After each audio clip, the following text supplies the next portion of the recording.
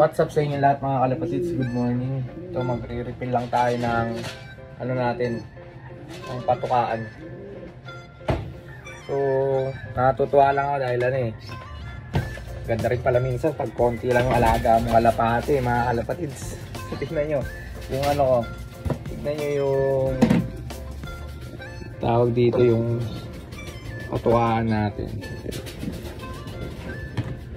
Siguro ano na to. So ayun mga kalapatid, punong-puno pa rin itong ano na to. Palagi ko mga nasa 4 na kilo pa tong mga to eh. Ayun parang hindi na babawasan Nag-refill tayo ng patuka.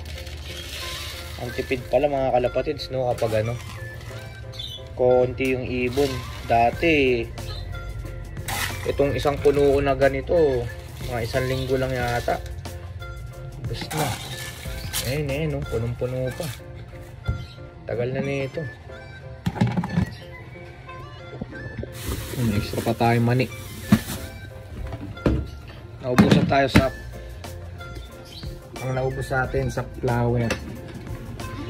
Yeah. Papatuka tayo mga kalapati natin. Tsaka nung bago nating alaga dito.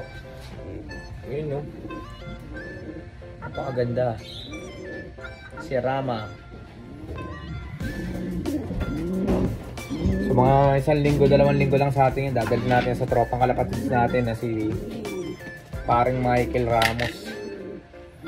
Dahil nandun yung barako natin. Papabreed natin din sa kanya. Yung mga ito, sumutuka na siya. Tuka muna tayo.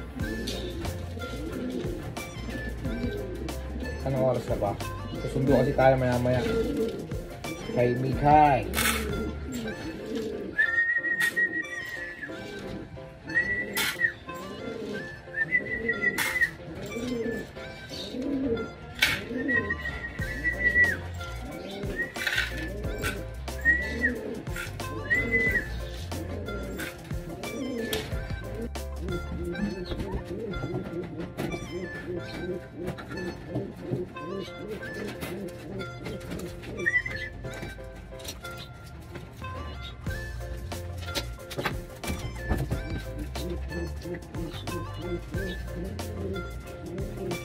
Bibigay tayo ng probiotics.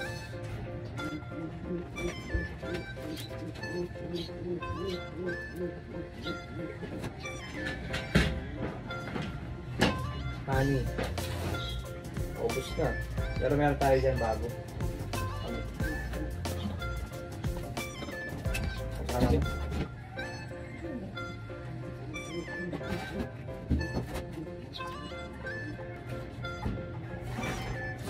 Well-be honey.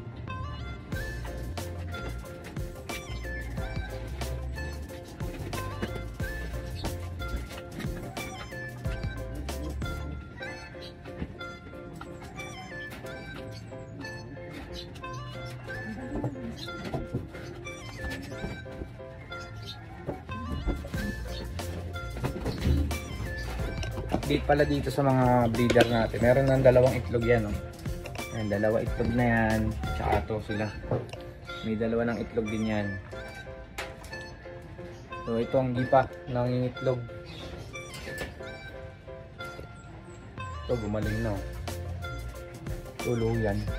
So yun lang, konting update mga kalapatid sa ating munting kalapatihan. Wala tayong karera kaya wala tayong ma-update mga kalapatid. Yun lang muna guys.